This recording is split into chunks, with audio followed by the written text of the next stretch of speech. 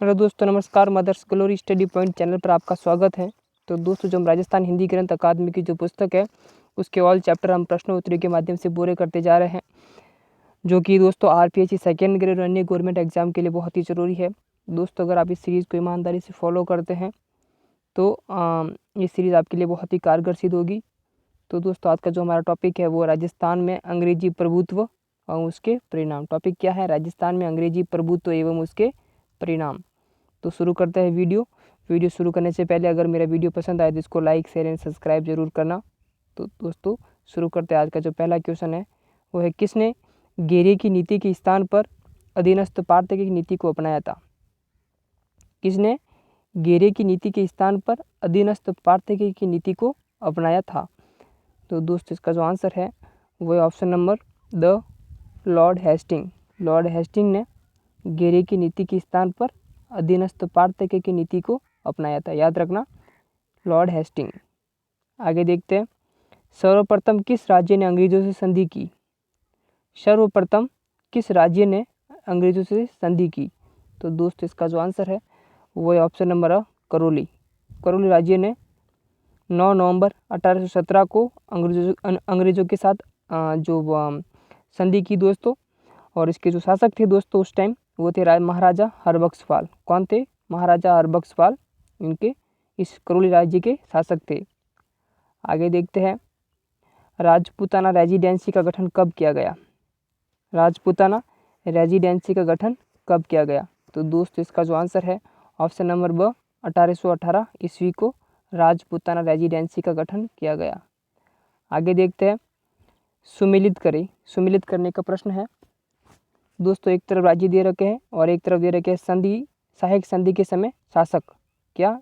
एक तरफ राज्य है, एक तरफ सहायक संधि के समय शासक। तो शुरू देखते हैं दोस्तों।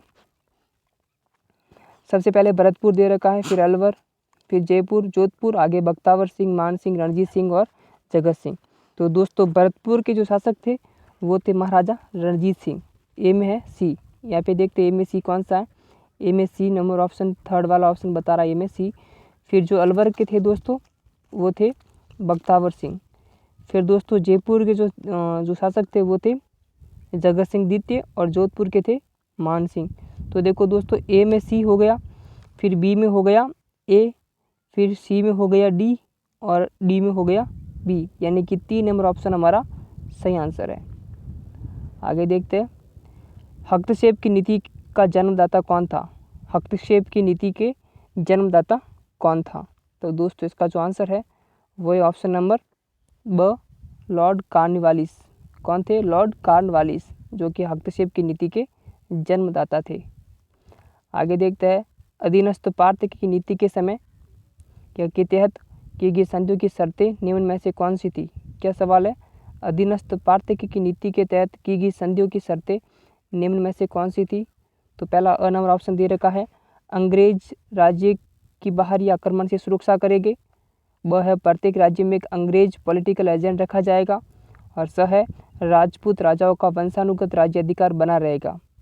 तो दोस्त, इसका जो आंसर है वो ऑप्शन नंबर द उपरोक्त सभी ही जो शर्तें थी दोस्तों सही शर्तें है, सही संधि मतलब शर्तें है जो सही है। अंग्रेज राज्य के बाहरी आक्रमण, अंग्रेज जो राज्य के बाहरी आक्रमण से सुरक्षा करेगी उस राज्य की, प्रत्येक राज्य में एक अंग्रेज पॉलिटिकल एजेंट रखा जाएगा और राजपूत राजाओं का वंशानुगत राज्य अधिकार बना रहेगा। आगे देखते हैं, 1818 की संधियों में राज्य व तत्कालीन शासकों के संबंध में निम्न में से असंगत है। असंगत हमें देखना है। तो सबसे पहले दे रखा है अ नंबर ऑप्शन दोस्तों जोधपुर, आगे दे रखा है महाराणा भीम सिंह, ब बूंदी महाराणा विष्णु सिंह, स किशनगढ़ महाराजा कल्याण सिंह और बीकानेर महाराजा सूरज सिंह। तो दोस्तों, इसका जो आंसर है वह ऑप्शन नंबर अ जोधपुर के महाराजा भीम सिंह। महाराणा भीम सिंह नहीं थे, महाराणा भीम सिंह थे। याद रखना दोस्तों, जो महाराणा भीम सिंह जो थे वो थे उदयपुर के। कहाँ के थे? उदयपुर के थे। और जो जोधपुर के थे दोस्तों वो थे मान सिंह। कौन थे? महाराजा मान सिंह। याद रखना, महाराजा मान सिंह जोधपुर के थे और उदयपुर के थे महाराणा भीम सिंह। और दोस्तों ब जो बूंदी है महाराजा विष्णु सिंह सही है, किशनगढ़ महाराजा कल्याण सिंह सही है और द बीकानेर महाराजा सूरज सिंह सही है। आगे देखते हैं 1818 में राजपूत राज्यों से संधि करने वाला अंग्रेज अधिकारी था। क्या है दोस्तों क्वेश्चन? 1818 में राजपूत राज्यों से संधि करने वाला अंग्रेज अधिकारी था। तो दोस्तों इसका जो आंसर है ऑप्शन नंबर चार्ल्स मैडकॉफ। चार्ल्स मैडकॉफ जो थे उन्होंने संधि मतलब अंग्रेज अधिकारी था जो राज्यों से संधि करता था। आगे देखते हैं अंग्रेज़ों ने टोंक रियासत कब बनाई? क्या क्वेश्चन है? अंग्रेज़ों ने टोंक रियासत कब बनाई? तो दोस्तों इसका जो आंसर है वो है ऑप्शन नंबर 1817 ईस्वी में अंग्रेज़ों ने टोंक रियासत बनाई थी। आगे देखते जयपुर के साथ की गई अधीनस्थ पार्थक्य की संधि पर जयपुर राज्य की ओर से हस्ताक्षर किसने किए थे? जयपुर के साथ की गई अधीनस्थ पार्थक्य की संधि पर जयपुर राज्य की ओर से हस्ताक्षर किसने किए थे? तो दोस्तों इसका जो आंसर है ऑप्शन नंबर ठाकुर रावल बेरीसाल नाथावत। कौन थे? ठाकुर रावत बेरीसाल नाथावत। आगे देखते हैं मेवाड़ का प्रथम पॉलिटिकल एजेंट कौन था? मेवाड़ का प्रथम पॉलिटिकल एजेंट कौन था? तो दोस्तों इसका जो आंसर है option number James Tod. James Tod Mewar के प्रथम पॉलिटिकल एजेंट थे। आगे देखते अधीनस्थ पार्थक्य की नीति के तहत अंतिम संधि सिरोही के साथ 11 दिसंबर 1823 ईस्वी को की गई। उस समय सिरोही के शासक कौन थे? तो दोस्तों इसका जो आंसर है ऑप्शन नंबर स महाराजा शिव सिंह। कौन थे राजा वहाँ के? महाराजा शिव सिंह ने अंग्रेजों के साथ संधि की थी और सबसे लास्ट में की थी राजस्थान राज्यों में। आगे देखते आशोक बिशन राम और व्यास अभयराम ने किस रियासत की ओर से सरकार के साथ 1818 में संधि की? क्या क्वेश्चन है? अशोक बिशन राम और व्यास अभयराम ने किस रियासत की ओर से सरकार के साथ 1818 में संधि की? तो दोस्तों ये थे ऑप्शन नंबर ब जोधपुर से थे। कहाँ से थे ये? जोधपुर रियासत से थे।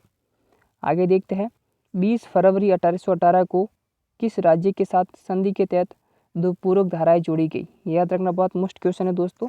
केवल एक राज्य के साथ दो पूरक धाराएं जोड़ी गई थी, वो राज्य कौन सा था? तो दोस्तों वो था ऑप्शन नंबर ब कोटा। कोटा राज्य के साथ 1818 की संधियों के तहत दो पूरक धाराएं जोड़ी गई थी। आगे देखते हैं राजस्थान में अंग्रेजों द्वारा बनाई गई अंतिम रियासत कौन सी थी? तो दोस्तों वो थी ऑप्शन नंबर स झालावाड़। कौन सी रियासत थी? रियासत थी झालावाड़, जिसका निर्माण 1838 में अंग्रेजों द्वारा किया गया। और वहाँ का शासक किसे बनाया गया? तो वो थे दोस्तों महारावल जाला मदन सिंह को वहाँ का शासक बनाया गया। और दोस्तों इसकी राजधानी क्या बनाई गई? झालरापाटन। झालरापाटन झालावाड़ की राजधानी बनाई गई। आगे देखते हैं 22 जनवरी 1818 ईस्वी में उदयपुर राज्य की ओर से संधिकर्ता शासक था। याद रखना 22 जनवरी 1818 ईस्वी में उदयपुर राज्य की ओर से संधिकर्ता शासक था। तो दोस्तों इसका जो आंसर है वो है ऑप्शन नंबर ब भीम सिंह। कौन थे? ऑप्शन नंबर ब भीम सिंह। महाराणा भीम सिंह जो थे उदयपुर के संधिकर्ता शासक थे।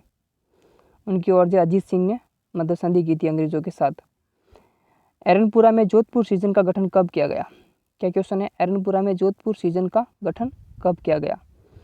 तो दोस्तों इसका जो आंसर है वो है ऑप्शन नंबर अ 1835 ईस्वी में। कब किया गया? 1835 ईस्वी में। आगे देखते हैं मेवाड़ भील कोर की स्थापना कब की गई? मेवाड़ भील कोर की स्थापना कब की गई? तो दोस्तों इसका जो आंसर है वो ऑप्शन नंबर स 1841 ईस्वी में मेवाड़ भील कोर की स्थापना की गई थी। आगे देखते हैं 1818 की संधियों के क्या परिणाम निकले? पहला ऑप्शन है अ राज्यों के आंतरिक प्रशासन में हस्तक्षेप बढ़ा अंग्रेजों का, राज्यों की स्वतंत्रता का अंत हुआ, सामंतों के विशेषाधिकार पर आघात और राज्यों की आर्थिक स्थिति खराब होना। तो दोस्तों इसका जो आंसर है ऑप्शन नंबर यह उपयुक्त सभी ही जो मतलब दे रखे हैं ऑप्शन सभी सही है कि परिणाम निकले राज्यों के आंतरिक प्रशासन में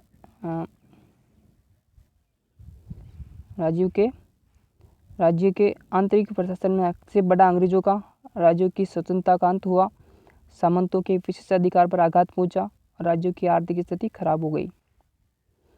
आज का लास्ट क्वेश्चन है दोस्तों वो है राहदारी दाना पानी क्या थे?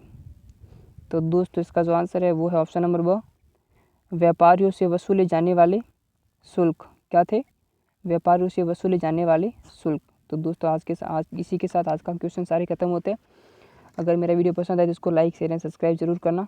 धन्यवाद दोस्तों, थैंक यू।